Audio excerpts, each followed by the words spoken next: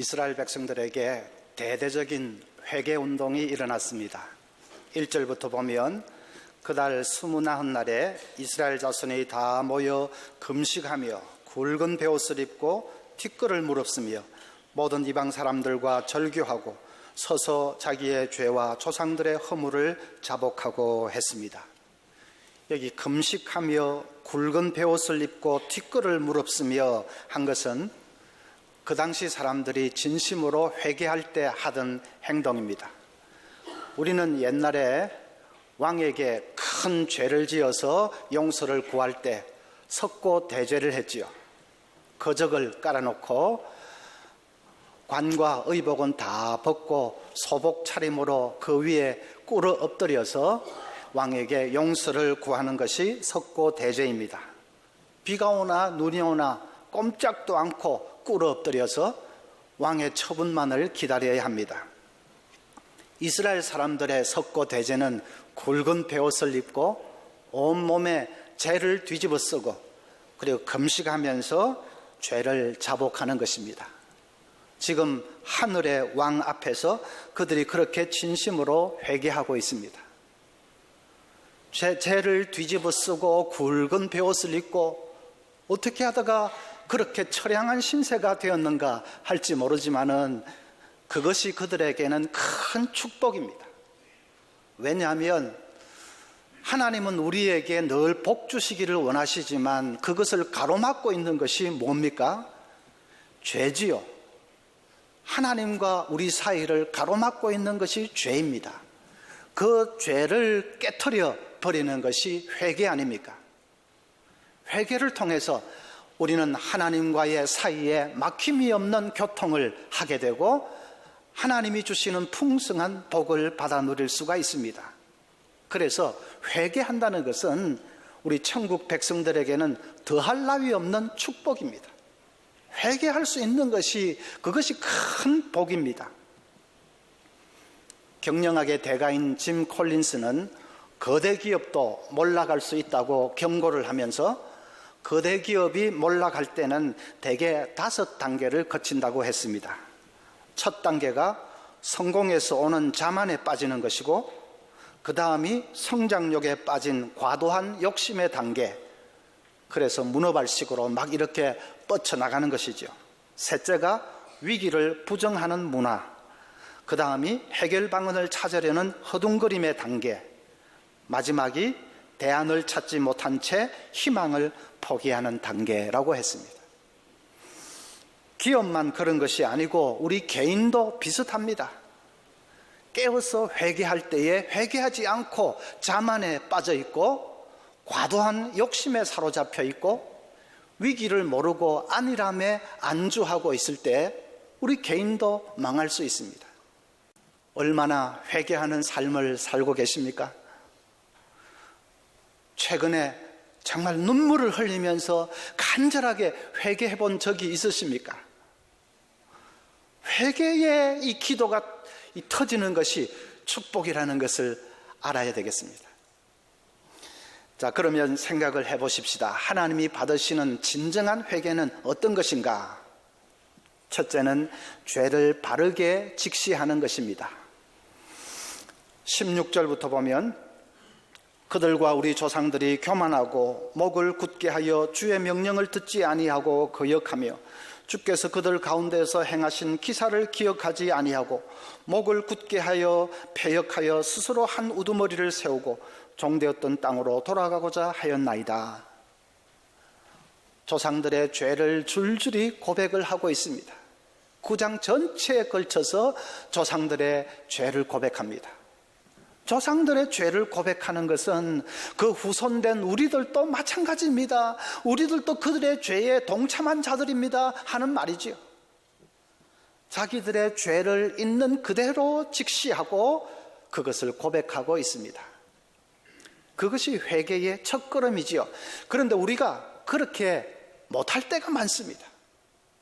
자꾸 남의 탓을 하는 사람들이 있습니다. 부모 때문이다, 가난 때문이다, 친구 때문이다, 심지어 마귀 탓을 하는 사람도 있습니다. 마귀가 꿰어서 유혹해서 이렇게 되었다. 술 때문에 가정이 완전히 파탄이 난 어떤 남자를 붙들고 목사님이 간곡하게 타이릅니다. 선생님, 이 모든 것이 술 때문입니다. 술이 어떤 사람에게는 좋을 수도 있지만 선생님에게는 진짜 나쁜 것입니다. 그랬더니 그 남자가 아주 반색을 하면서, 그렇지요 목사님, 목사님은 정말 제 마음에 쏙 듭니다. 그런데 다른 사람들은 글쎄 술이 나쁘다고 하지 않고 전부 제가 나쁘다고 합니다. 그런 사람들 자주 있습니다. 자기 잘못은 없고 술김에 그랬다 그럽니다. 그렇게 남의 탓하는 사람은 절대로 변화되지 않습니다. 감옥에 있는 죄수 중에도 무슨 부모 때문에 이렇게 되었다, 친구 때문에 이렇게 됐다 하는 사람들은 나중에 석방이 되어도 금방 다시 들어옵니다. 성경이 뭐라고 말씀합니까?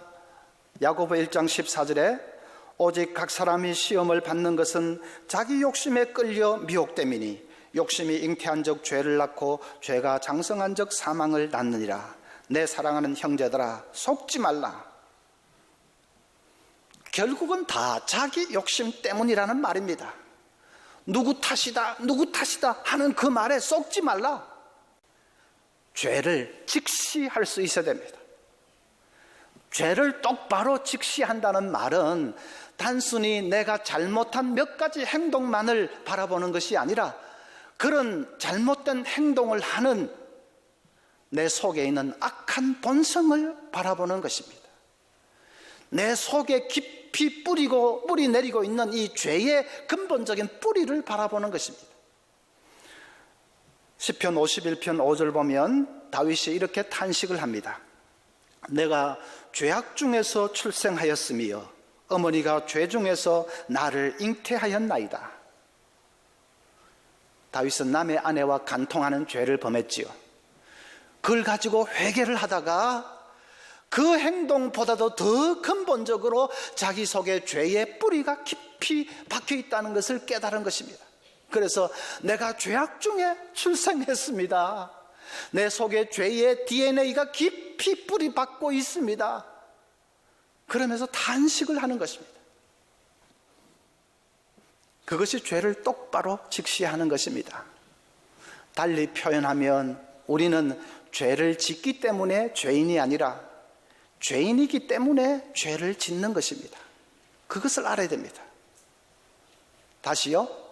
나는 죄를 짓기 때문에 죄인이 아니라 내가 근본적으로 죄인이기 때문에 죄를 짓는 것입니다. 죄를 지을 수밖에 없는 것입니다. 내 속에 엄연한 죄의 본성이 있기 때문에 죄를 짓는 것입니다. 그래서 바울 사도도 탄식을 했습니다. 로마서 7장 19절부터 내가 원하는 바 선은 행하지 아니하고 도리어 원하지 아니하는 바 악을 행하는도다. 만일 내가 원하지 아니하는 그것을 하면 이를 행하는 자가 내가 아니요 내 속에 거하는 죄니라. 죄가 내 속에 거하고 있다는 말은 내 속에 살고 있다는 뜻입니다. 내 속에 죄가 살고 있구나. 나라는 존재는 죄가 그냥 뛰놀고 있는 운동장이구나. 그래서 죄가 나를 늘 악한 길로 이끌고 있구나. 그래서 바울 사도가 탄식을 하는 것입니다. 여러분, 우리도 내 속에 깊이 뿌리 박혀 있는 이 죄의 뿌리를 보아야 합니다. 내 속에 있는 이 이기심의 뿌리를 보아야 합니다. 내 속에 깊이 박혀 있는 이 욕망의 뿌리를 보아야 합니다. 음란의 뿌리가 내 속에 있습니다. 그것을 보아야 합니다. 그렇게 내 속에 있는 죄의 뿌리를 보는 사람은 남의 탓하지 않습니다. 잘못이 없다고 잡아떼다가 슬금슬금 인정하고 마지못해서 그러지 않습니다. 내 속에 있는 근본적인 죄성과 죄의 뿌리를 보는데 그렇게 될 수가 없지요. 가슴을 치면서 몸부림을 치면서 애통하고 회개하지 않을 수가 없습니다. 사막 교부들의 지혜라는 책을 보면 중세 한 주교의 얘기가 나옵니다. 주교가 그만 유혹을 받아서 음란 죄를 지었습니다. 그 죄 때문에 고통하다가 결단을 하고는 사람들 앞에 고백을 했습니다. 여러분, 제가 음란죄를 지었습니다. 이런 죄를 짓고도 더 이상 주교직을 감당한다는 것은 말이 안 됩니다. 저는 이 시간부터 주교직을 사임하겠습니다. 그런데 그분은 평소에 사람들 존경을 받는 훌륭한 분이기 때문에 사람들이 충격을 받았습니다. 그 중에 한 사람이 소리를 칩니다. 주교님의 죄는 우리 모두의 죄입니다. 그 죄를 우리들에게 돌려주시고 주교님은 계속 우리들의 주교로 남아주십시오. 다른 사람들이 전부 아멘, 그렇게 해주십시오, 간청을 합니다. 다 너무 간청을 하니까 주교가 예배당 앞 문에 그냥 큰 대자로 납작하게 엎드렸습니다. 그리고는 제가 여러분의 주교로 계속 남기를 원하신다면 저를 밟고 지나가십시오. 교인들이 할 수 없어서 하나씩 주교를 밟고 지나갑니다. 어떤 사람은 줄줄이 눈물을 흘리면서 주교를 밟고 지나갔습니다. 마지막 한 사람이 주교를 밟고 지나가자 하늘에서 음성이 들려왔다고 합니다. 네 겸손함 때문에 내가 너의 죄를 사하노라. 그런 음성이 들려왔습니다. 회개한다는 것은 그런 것입니다.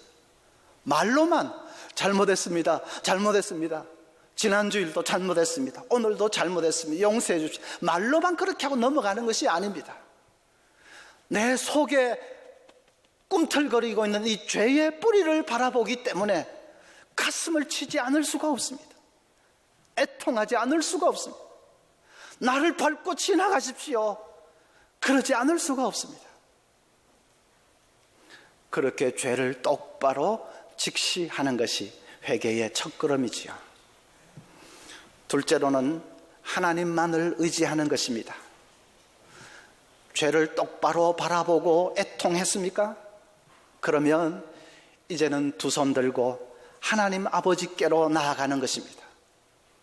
용서해 주시는 그 아버지께로 나아가는 것입니다. 아버지가 용서해 주시는 것은 그냥 죄 없게 해주마, 그냥 말로 그렇게 하는 것이 아닙니다.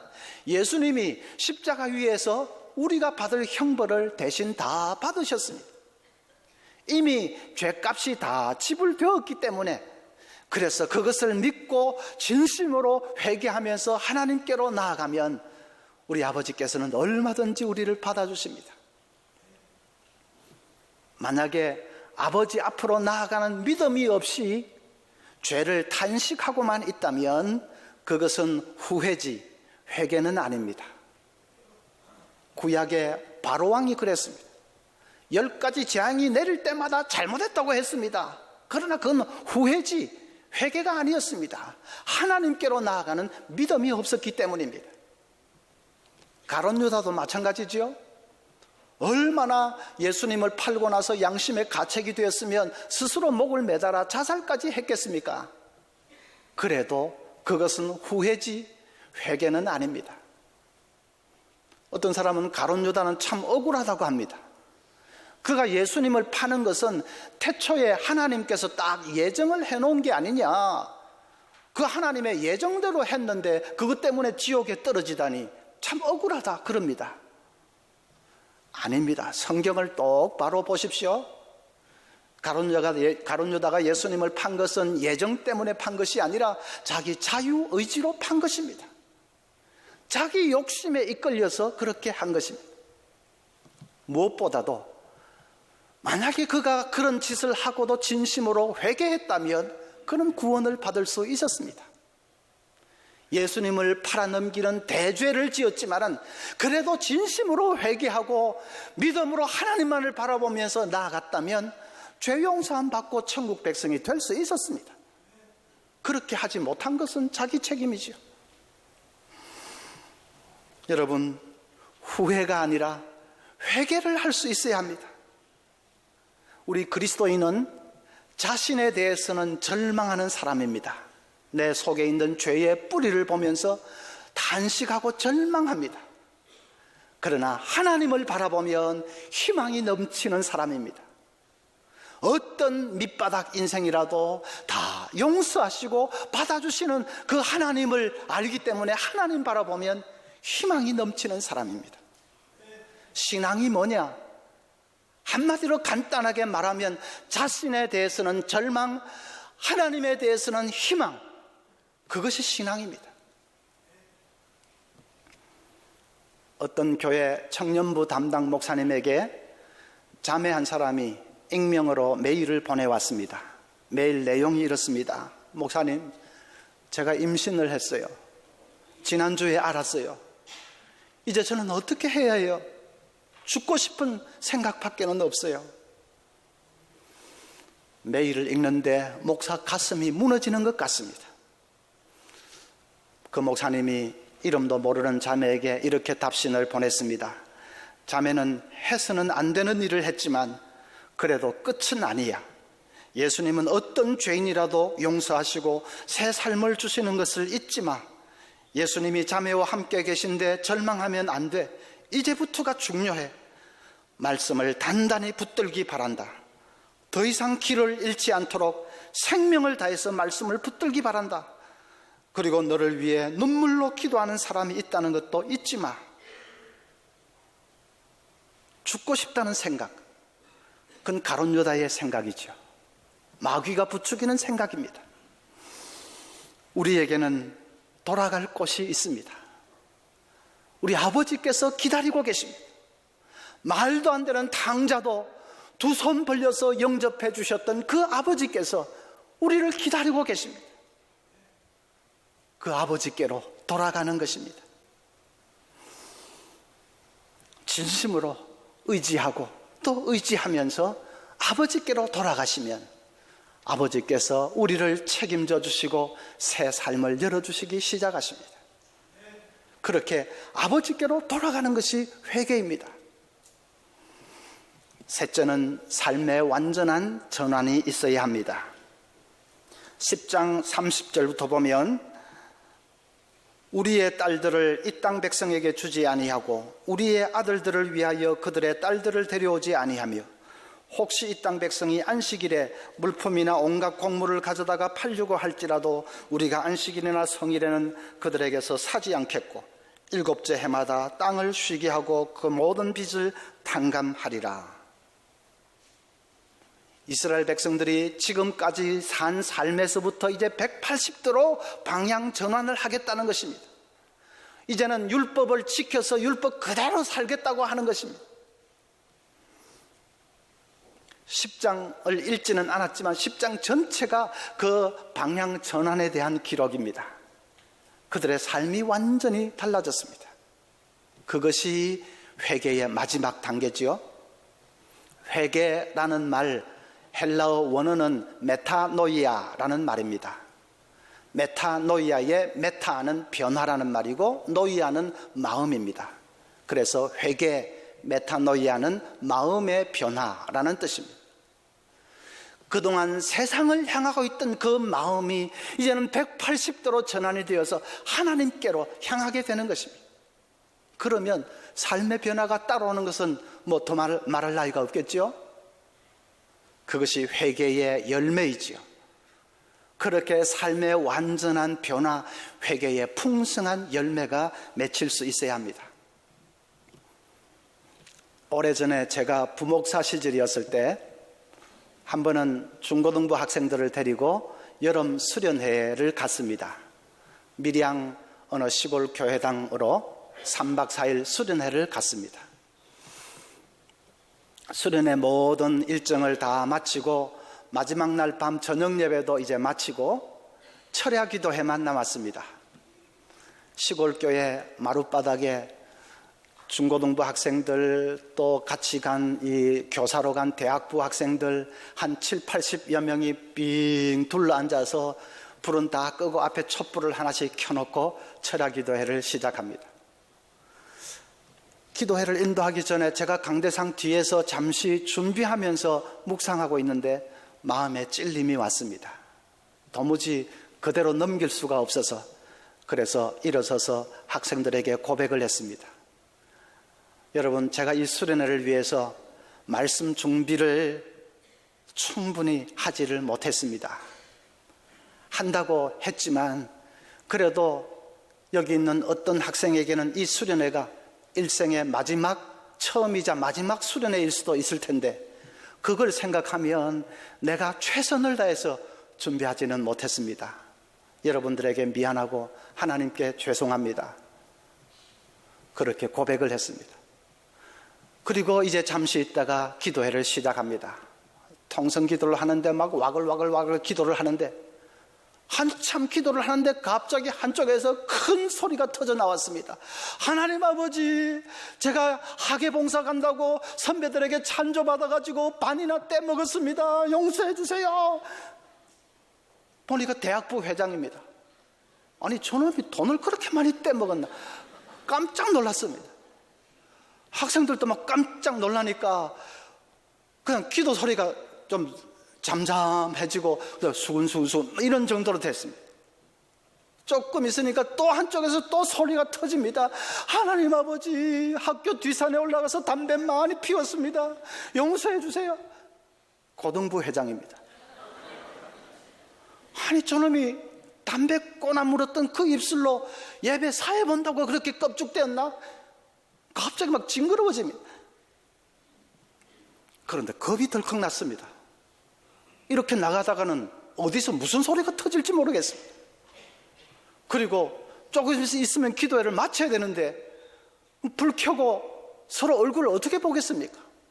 다 같이 자란 빤히 아는 친구들인데 그 친구들 앞에서 온갖 치부를 그렇게 다 벌려놨으니까 이제 서로 무슨 낯으로 봅니까? 그래서 이것을 어떻게 수습하나 거의 당황이 되었습니다. 그런데 성령님이 하시는 이런 인간적인 생각으로 염려할 필요가 없다는 것을 제가 깨달았습니다. 기도회를 마쳤는데 학생들이 잠자러 갈 생각은 않고 아까 고백했던 그 학생들 둘레에 누가 말도 하지도 않았는데 그냥 원을 그리면서 앉아가지고 찬송도 부르고 어떤 사람은 그냥 말없이 손을 꼭 잡아주기도 하고 어깨를 다가가서 감사 안아주기도 하고 그 표정들이 그래 솔직하게 고백해줘서 고맙다. 우리들도 다 마찬가지야. 그런 표정들입니다. 제가 안도하고 얼마나 감사했는지. 오래전이지만은 저는 그날 밤을 잊을 수가 없습니다. 밖에서는 시냇물 흘러가는 소리가 졸졸졸졸 들려오는데 그 어린 학생들이 그냥 둘러앉아서 사죄의 기쁨에 마음껏 찬송하고 기도하고 이제부터는 거룩한 삶을 살겠다고 다짐하면서 뜨거운 마음으로 찬송하던 그 밤은 완전히 천국이 임한 밤이었습니다. 그 고등부 회장, 대학부 회장 둘이는 훗날에 목사가 됐습니다. 하나는 우리 교단 목사, 하나는 통합 측 목사가 됐습니다. 왜 유독 그 둘이 목사가 됐을까 생각해 보니까 회개하는 자에게 성령님이 비전을 주십니다. 하나님과 나 사이를 알지 못하게 가로막고 있던 그 죄의 장벽들을 그냥 깨트려 버리고 나니까 그러니까 성령님이 마음에 감동을 주시고 비전을 주신 것입니다. 하나님을 위해서 살고 싶은 뜨거운 마음을 주신 것입니다. 그래서 목사가 되겠다고 나선 것이죠. 여러분, 회개하는 자에게 하나님이 축복해 주십니다. 회개하는 자를 통해서 하나님이 새 역사를 이루십니다. 하나님과 우리 사이를 가로막고 있는 축복의 물줄기를 가로막고 있는 그 죄의 장벽들을 깨트려 버리십시오. 그리고 정말 진심으로 죄를 바라보며 회개할 수 있어야 됩니다. 그것이 축복입니다. 우리 모든 성도들에게 이 귀한 복이 임할 수 있기를 간절히 소원합니다.